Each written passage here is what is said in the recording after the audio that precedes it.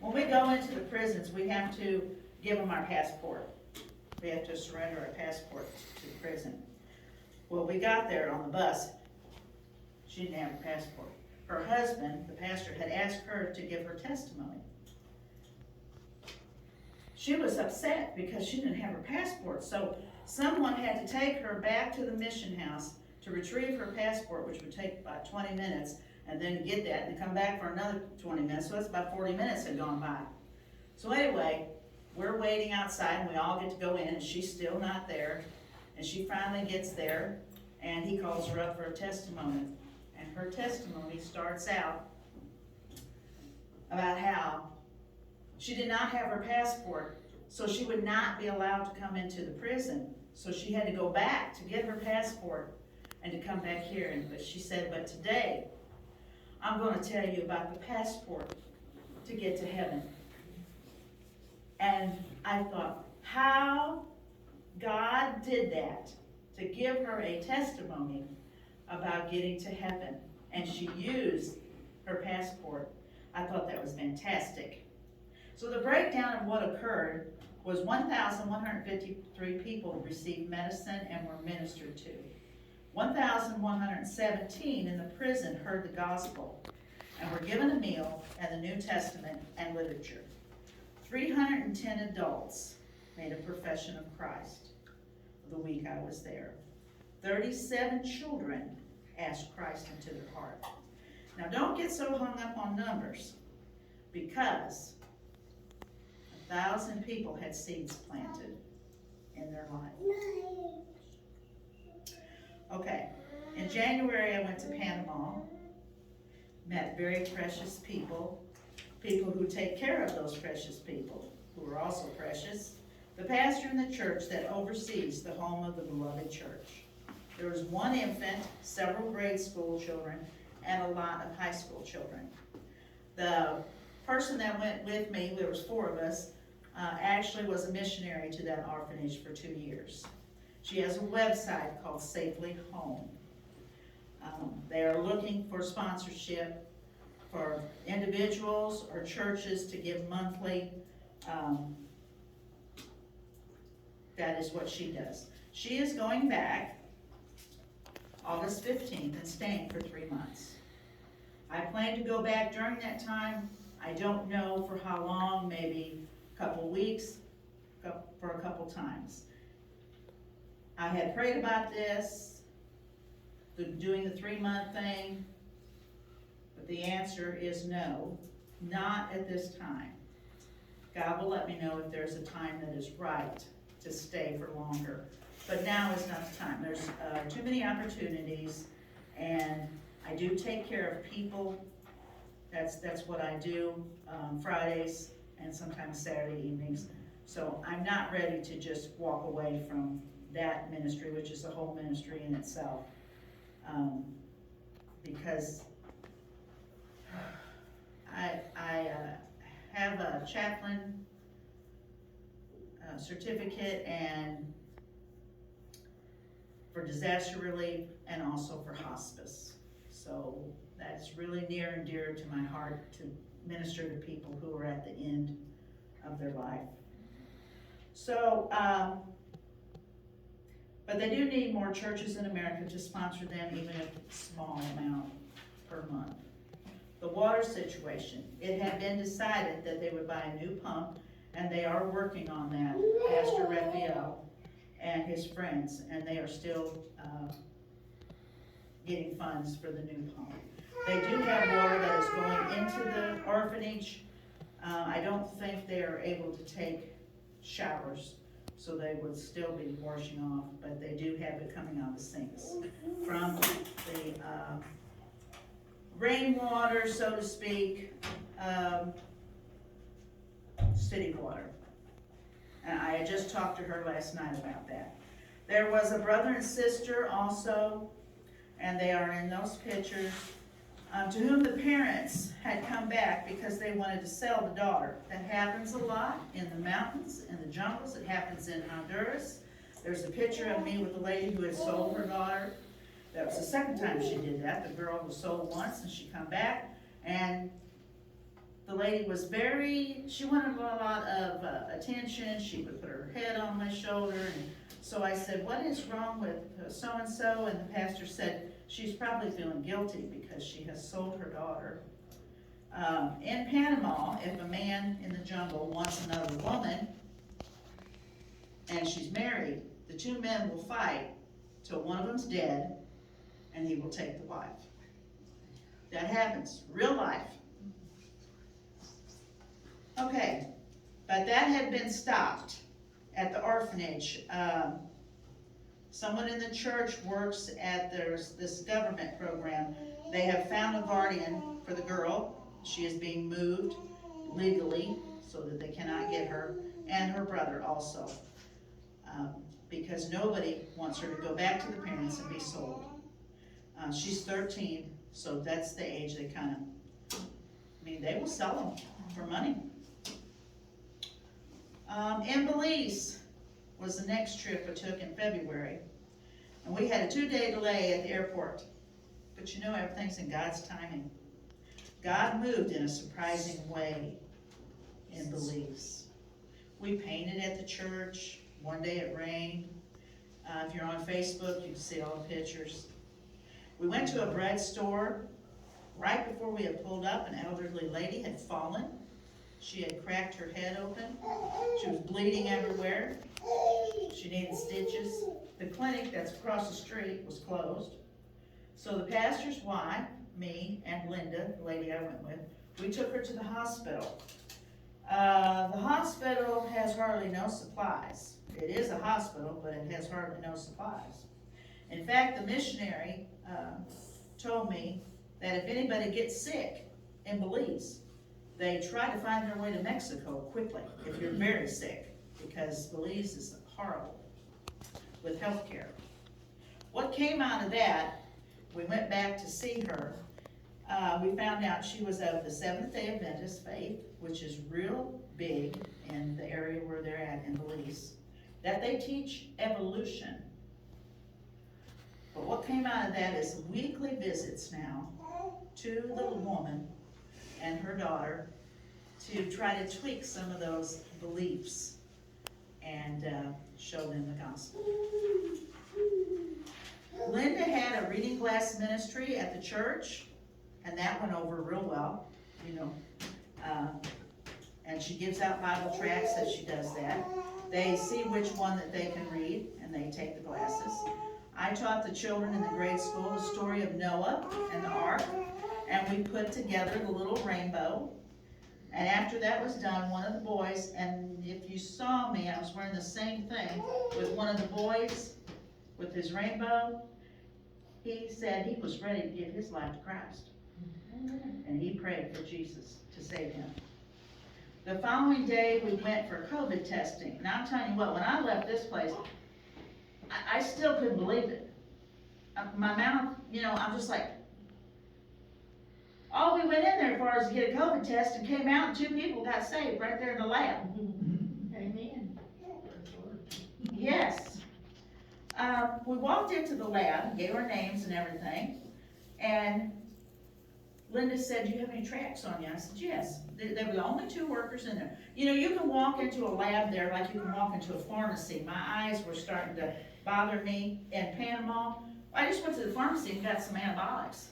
You don't have to go to the doctor. You just walk into the pharmacy. So anyway, we gave them the tracts, found out that they too went to Seventh-day Adventist, started talking to them as we were waiting for our nasal swab to be done. And then I asked her the same question. If you would die tonight, and these were young girls like in their 20s, if you would die tonight, where would you go? She said, well, I guess I'd go to hell. She goes, I'm going to go to hell, and I know it. So we started talking to them. Linda goes out and gets the missionary who went back to his car. He comes back in. Of course, he elaborates on everything. After about 15 or 20 minutes, both of them are ready to give their life to Christ. And he asked me to pray with them.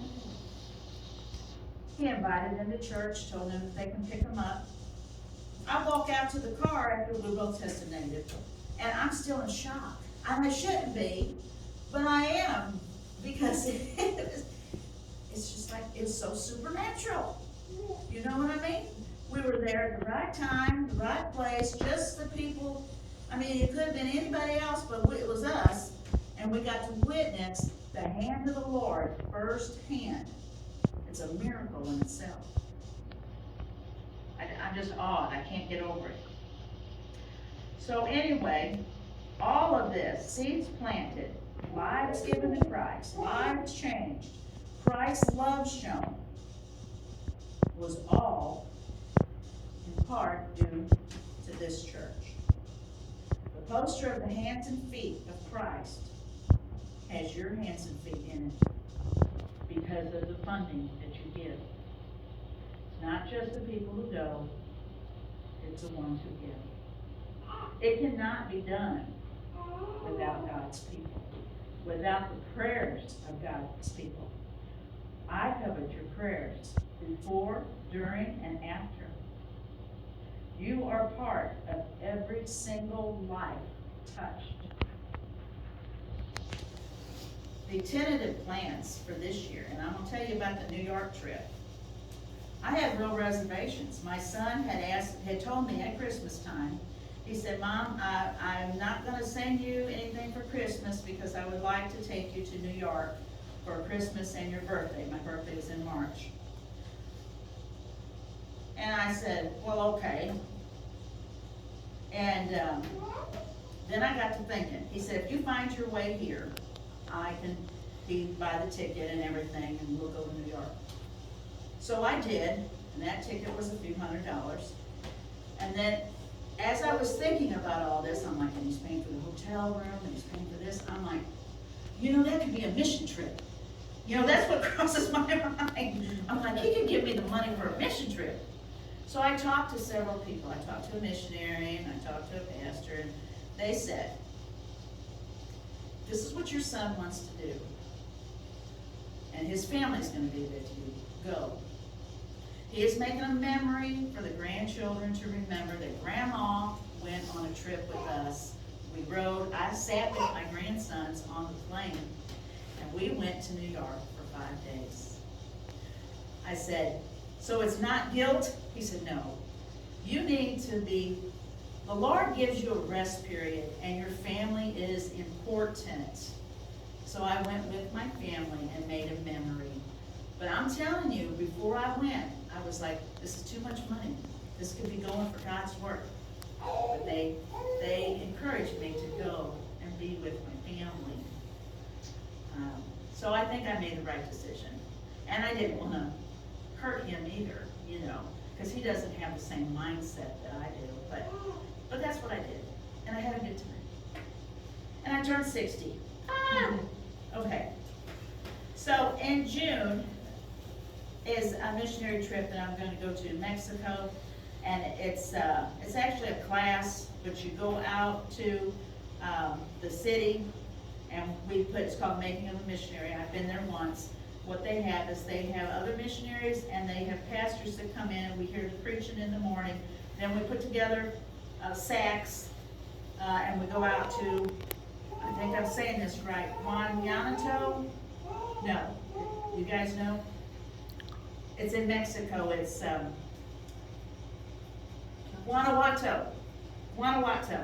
And then we will go out there. It's a big place, and you walk around, and then we will hand out the Bible tracts and talk to the people. But anyway, it's a wonderful time, and it's all week long. That is in Mexico in June. In July, there was a man that used to go on the mission trips with us to Honduras. He opened up a feeding center, named it after his grandmother-in-law, because she used to go too. Her name was Martha. So now there's a place, a feeding center called Martha's Hands. It is in the northern part of Honduras, and we're going to go for 1 week there.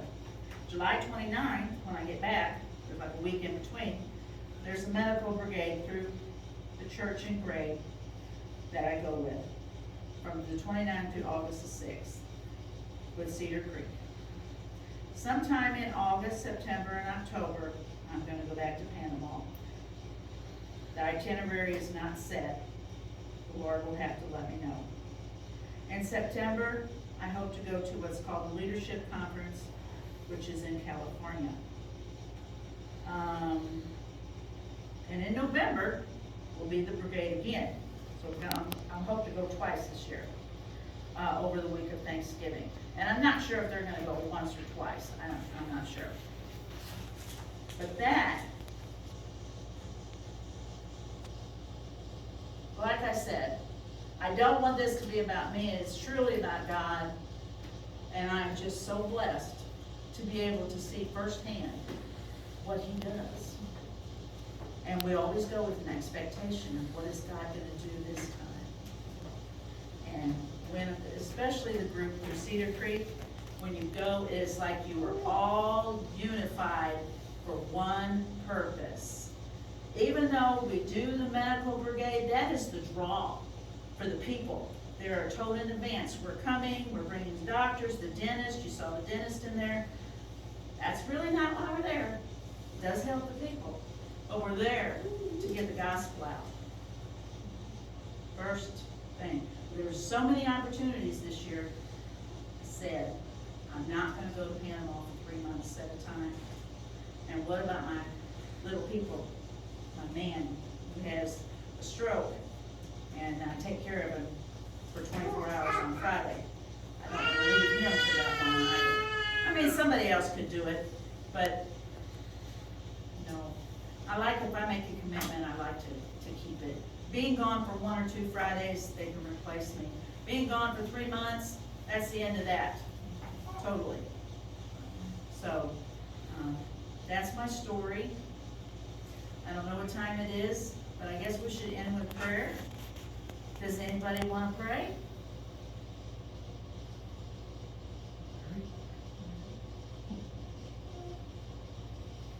You want to pray? Okay, thank you so much. Our Heavenly Father, we thank you. Lord, Krista Bailey, just thank you and bless you. We are asking that you bless her, Father, in the work that she does. In her ministry, the seeking the lost, and brings them to the knowledge of the saving grace of Jesus Christ. And we just ask that you be with her, strengthen her, always when she goes. Father, go with us now. Thank you today. Bring us back this afternoon to the service. Let us be a much thought and prayer, Father, for all this Christian work that's going on with her. I just ask that you continue to bless her. Go with us now as we depart and go to our homes. We ask that you give us journey mercies and bring us safely back again.